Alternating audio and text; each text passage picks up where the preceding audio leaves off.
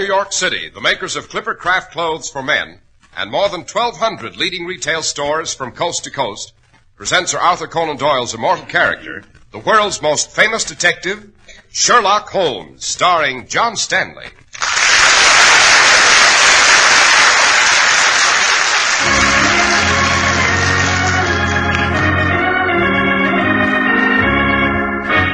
This week's story, The Mad Miners of Cardiff. Hear that, Holmes? That crumbling noise? Yes, Watson. Well, this coal mine we're in may be collapsing. Hadn't we better hurry back to the lift? Without discovering what awful thing has been driving the miners insane? Not a bit of it. Yes, but listen. If we don't try to find the lift and return to the Earth's surface, there'll be just one consequence, Holmes. We'll be buried alive.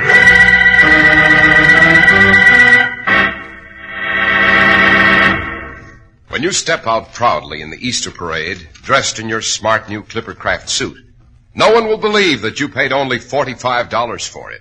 But that's right, because now $45 is all you have to pay for a nationally famous Clipper Craft suit of carefully selected, tested worsted, of exceptionally fine tailoring, with a distinctive styling that sets Clipper Craft suits apart from any suits ordinarily sold at anywhere near this price. Now, here's how this is accomplished. More than 1,200 independent merchants get together and pool their tremendous buying power. That makes these low prices possible for Clipper Craft. So compare Clipper Craft clothes with clothes selling for many dollars more, and you'll agree that never before has there been such value in fabrics, such value in styling, such value in workmanship. In short, you get America's greatest clothing value when you buy Clipper Craft clothes.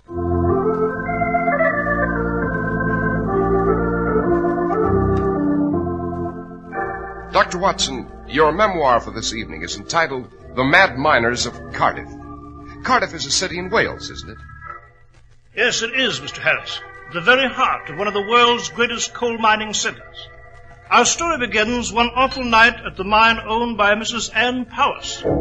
There were 2 lifts at the mine, huge iron cages operated by a chain winch that lowered the men down the shaft and into the winding, treacherous black tunnels below. One lift was rarely in use, since it dropped into a portion of the mine that was abandoned. It was there that the horror began to unfold. There stood Daniel Lowara, a veteran miner, covered with grime, his lamp still flickering in his hand, leaning on his pick and shovel. He had paused for a moment's rest on his way home this night, when he heard a sound. Strange, he thought. No one had used this lift in some time. This section of the mine had been picked clean and deserted as too dangerous, you see. Daniel walked slowly toward the mouth of the shaft. Lad, it's you. What are you doing in this section of the mine? It's God's justice, that's what. We're paying for it, we are. We've no right. We've no right. Step off the cage, man. I've never seen you look like that. Can't you stand up? Here, I'll help you. Your eyes.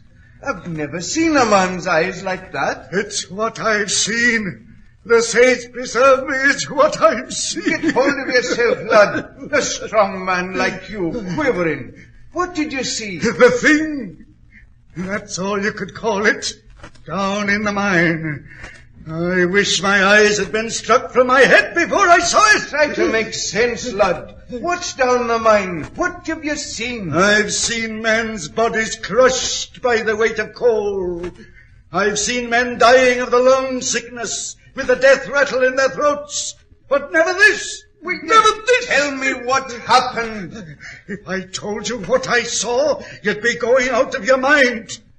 It isn't right for human beings to know there is such a thing inside the earth. They'd kill themselves.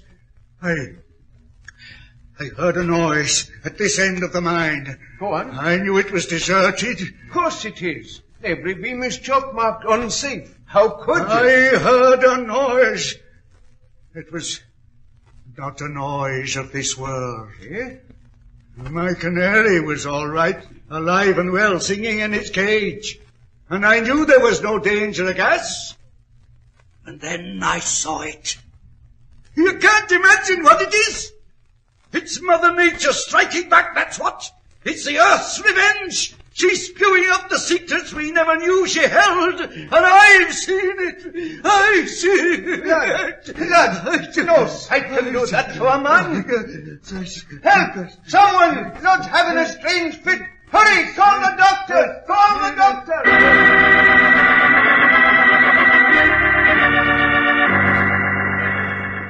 Lud, the miner, in a half-crazed state, was removed to the hospital.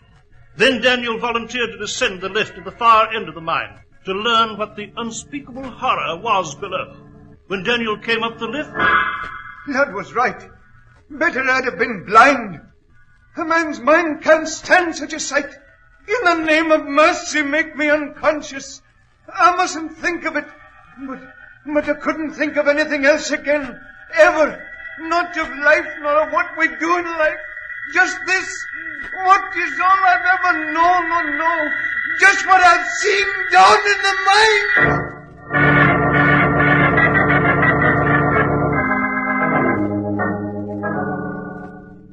Begging your pardon, Mrs. Powys. Yes, Geoffrey. I'm just one of your miners, Mrs. Powys. I've no right here in your house. Oh, you're welcome, Geoffrey. I've told the men I keep the same rules my husband did before he died. My employees are always welcome. What can I do for you?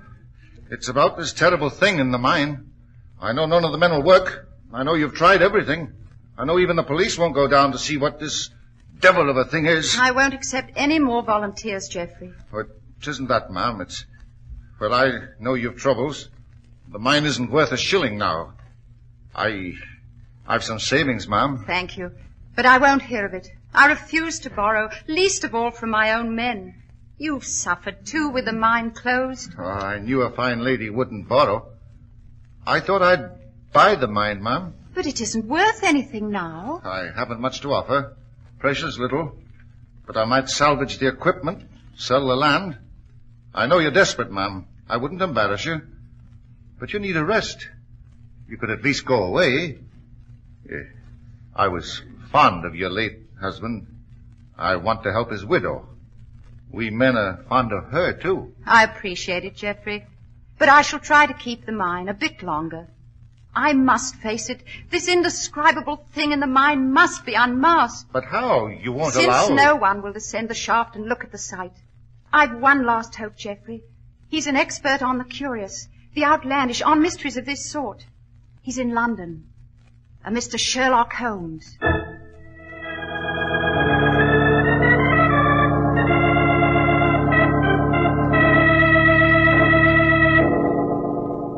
Mrs. Powys, you say 2 men became half crazed looking at the spectacle in the mine? Yes, Mr. Holmes. Incredible. Can such things exist? Lud and Daniel have been miners all their lives, Mr. Holmes. They're normally vigorous, healthy, and cool-headed. But I wasn't satisfied with their reactions. What did you do? I asked the mine doctor to go down the shaft and look. And did he? Yes, he did. And he came back up in the cage in a waxy, immobile state, without human response, as though alive, yet dead. I see. Has he revived since? Yes. The moment he was alone, he attempted suicide. We stopped him, fortunately. In what condition are Lud and Daniel? Well, Lud has left. He's gone to Edinburgh, where he's resting at the Hotel Cosmopolitan. He refuses to tell a soul what he's seen. Daniel is at home, feverish, fitful. Have you completed your story, Mrs. Powys? Yes, I have. Then we must lose no time in reaching Cardiff and the enigma that lies in the mine.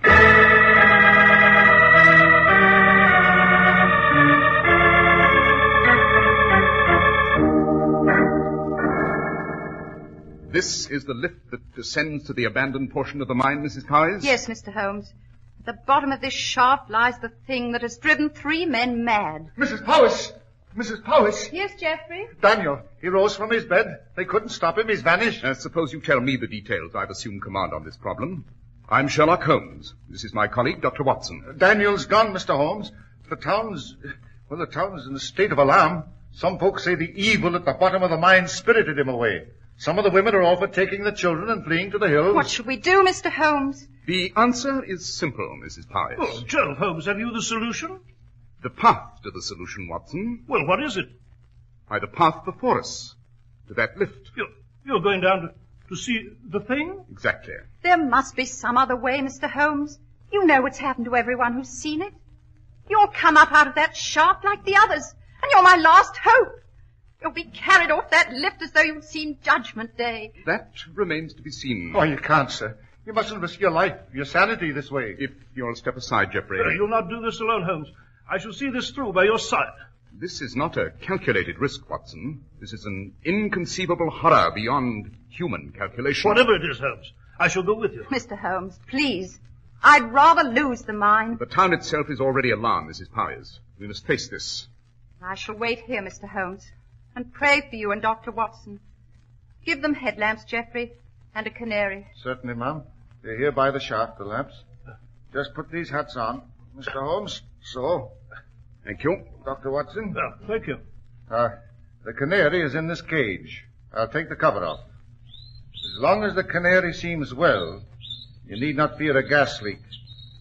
If the canary seems ill, if it dies, it'll warn you that poison gas is in the air. Yes, quite. The gate, Watson. Close it. Yes, right.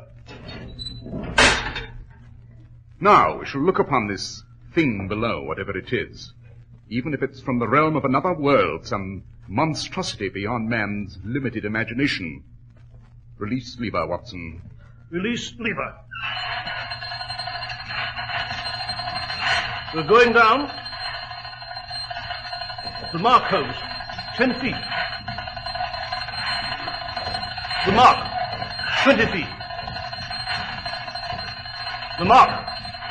30 feet.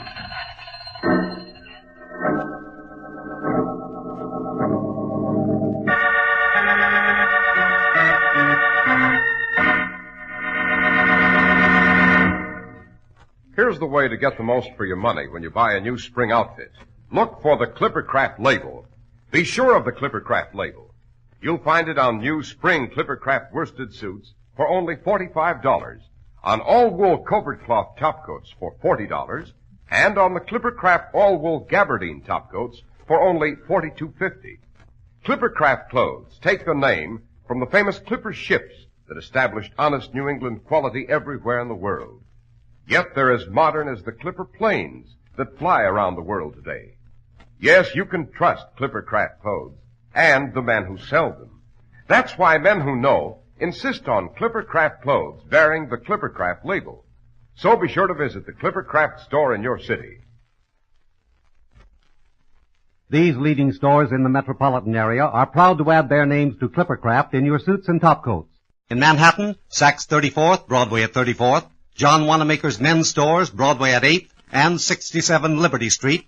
In Brooklyn, Abraham & Straus. In Newark, New Jersey, Boulevard Men's Shop, Kresge Newark. And in Jamaica, the B&B Clothes Shop, 16408 Jamaica Avenue.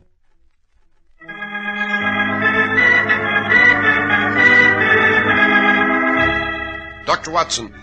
Watson, we left you and Mr. Holmes dropping deep into the abandoned mine on the outskirts of Cardiff. Yes, so you did, Mr. Harris.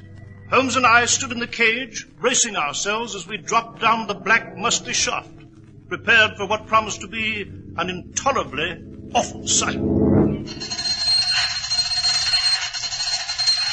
We've almost reached bottom, Watson. Ready? Yes, ready, Holmes. Yeah, we're slowing down. Must be the bottom. Yes, here it comes. Now, step off the lift. Keep an ear open for strange sounds. This is an abandoned area. A seam may crack and we'd be buried alive. Where do we go, Holmes? Along this narrow tunnel? Precisely. The light in our headlamps isn't very good, but it will suffice. All right, go on, Holmes. Hello? What is it? What is it, Holmes? Just ahead. A very strange object. What does it look like? It's against a beam. Turn your head, Watson, so the lamp in your hat lights the passage to the left. See? Yes. You have a closer look. Just move along. Foul air. The canary all right? Shh. We'll see. Wait. This is all right. No poison gas in the air yet? Good. Here we are. That object. Why, it's a human body. A dead man. From the description Mrs. Powers gave, I should say this is Daniel, the second miner to have witnessed the vision. The man Geoffrey said disappeared a while ago. See his throat? Brutally strangled. But who could have done it, Holmes? How did this happen? You hear that? There's a crumbling noise. Yes. It might be a cave-in. Hadn't we better hurry back to the lift? No, wait. Listen. Well, come, Holmes. We must try to reach the lift and go to the surface. This mine may be collapsing here. No, Watson, it isn't the mine. Then what is it? The thing? It was the other lift someone's approaching. Someone is approaching? Exactly, from the far end of this tunnel. I've been waiting for those footsteps. Is this thing on human feet? Why have you been waiting for footsteps? I've been waiting for the person you'll see standing before us in the passageway. It will be Geoffrey. The miner? Quite. You found Daniel's body. I thought you would. How did you get down here? Via the other lift, Watson, at the working end of the mine, the one he's been using all along. Well, Geoffrey, I imagine you'll present the same offer to us that you made to Ludden, the doctor, and Daniel. Offer, Holmes? Well, you see, my dear Watson, there isn't anything in this abandoned mine. The ghastly sight, so-called, is a device, rather adroitly employed by Geoffrey. My offer is very inviting, Mr. Holmes. You see, when I was down here just before this part of the mine was deserted, I located a new vein of coal, a rich vein, a vein that could make me, and all who helped me, millionaires. Yes, so you decided to frighten everyone away, lest they discover it. At least to keep them away until you owned the mine. I promised a share of the new vein to Ludd. He gave a fine performance, I thought. So did the doctor. I made an arrangement with him, too. Not so splendid a performance, Geoffrey. He must have injected himself with drugs to appear waxy and immobile. The story has worked well. It keeps the miners away. It makes the mine worthless. Giving you the opportunity to purchase it from Mrs. Powys for a trivial sum. She refused me, but she'll accept. Everyone comes round to my way of thinking. Obviously Daniel didn't. Evidently he chose to return here for another secret rendezvous with you, to demand a larger share. So you did away with him. About my offer. We'll make no agreements with murderers, sir. My terms are that you will return to the surface. You will be as convincing a pair of actors as the others. You will rant and rave about what you've seen. You will, of course, say nothing of Daniel. You will collapse, seemingly hysterical. A few days in bed, then you recover.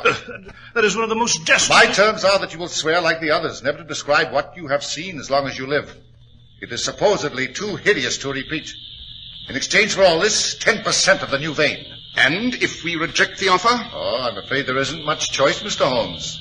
Listen. But what is that hissing sound? I tapped the spot where I knew a very small amount of coal gas would escape, Dr. Watson. It's filtering now into this tunnel. I don't believe it. You're just trying to intimidate us. Am I? Watch your canary, Doctor. Just watch. Watch.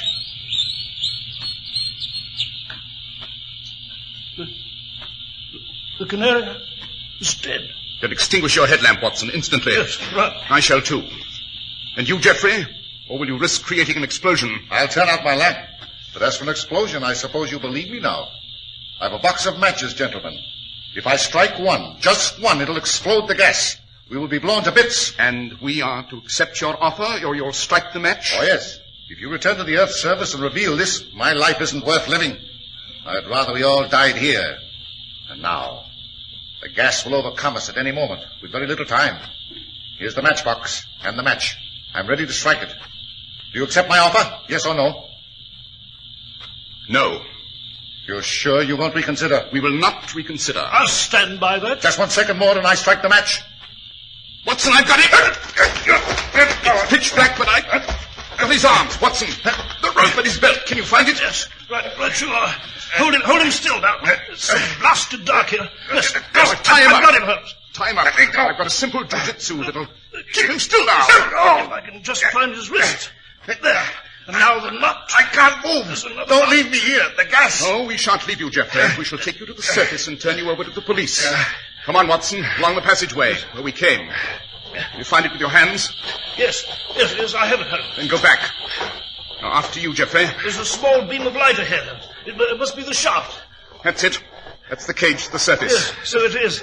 See, there's the lift. All right, jump on, Watson. You too, Geoffrey. I'll get on. There we are. It's as I feared, I guess. She always wins. She? The Earth. She's cursed, that's what. Her blessings aren't blessings at all. They carry a curse. The gold, the oil, the coal, the diamonds, all the riches of the soil. When we defile the soil and cut too deep, when we slash into a forest and slice the heart out of our mountains, she demands vengeance. And she exacts her toll. That is a lesson you should have learned earlier in the game, Geoffrey. The lever, Watson. Yes, right, Holmes. They called your friends the mad miners of Cardiff, Geoffrey. And in a sense, they were really mad. With a cruel dream of power and wealth and glory, illicitly won. A dream not native to Cardiff, nor to these times.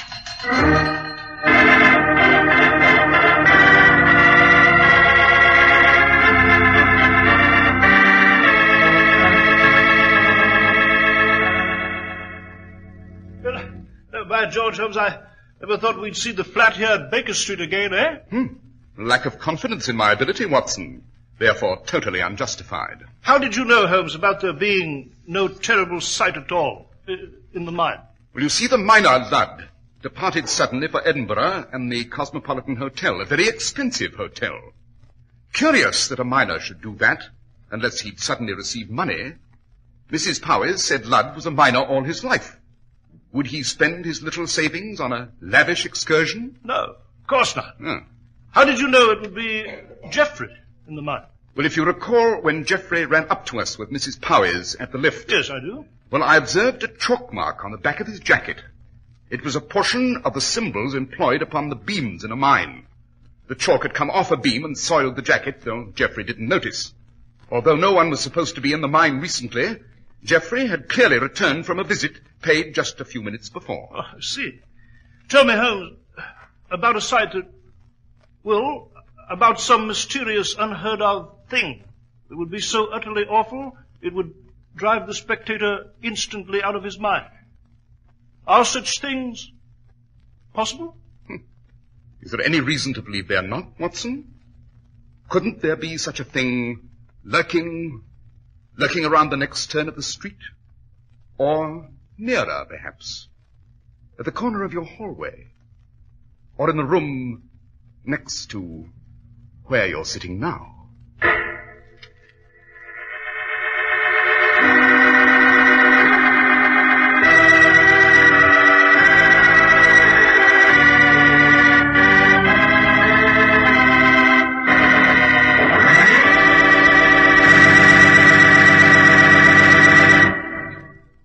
Dr. Watson, the Mad Miners of Cardiff was one of the most spine-tingling adventures you've ever related to us. You must tell us what sort of criminals we're to pursue with you and Mr. Holmes next week, Doctor. Next week, Mr. Harris, I shall relate to you the case of the Burmese goddess. It concerns a strange legend, a man who lost his fingernail, and a peculiar auction sale.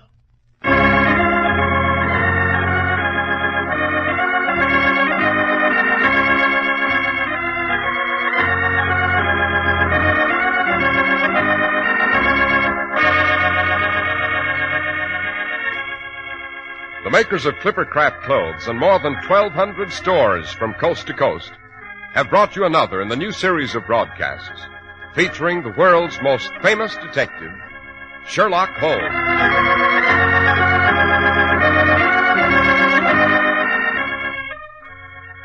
Our stories are based upon the character Sherlock Holmes, created by Sir Arthur Conan Doyle.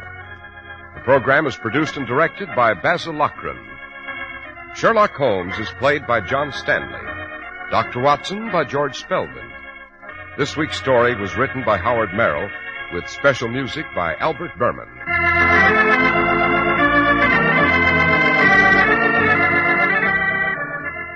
If you don't know your Clippercraft dealer, write Clippercraft, 200 Fifth Avenue, New York City. Here's an important fact you probably don't know. It's possible to save up to 50% of all cancer cases if everyone takes proper and prompt action. Support the American Cancer Society. Send a generous contribution to cancer, care of your local post office tonight. Be sure to listen next week to Sherlock Holmes in The Case of the Burmese Goddess. This is I. Harris speaking for Clippercraft Clothes. This is the Mutual Broadcasting System.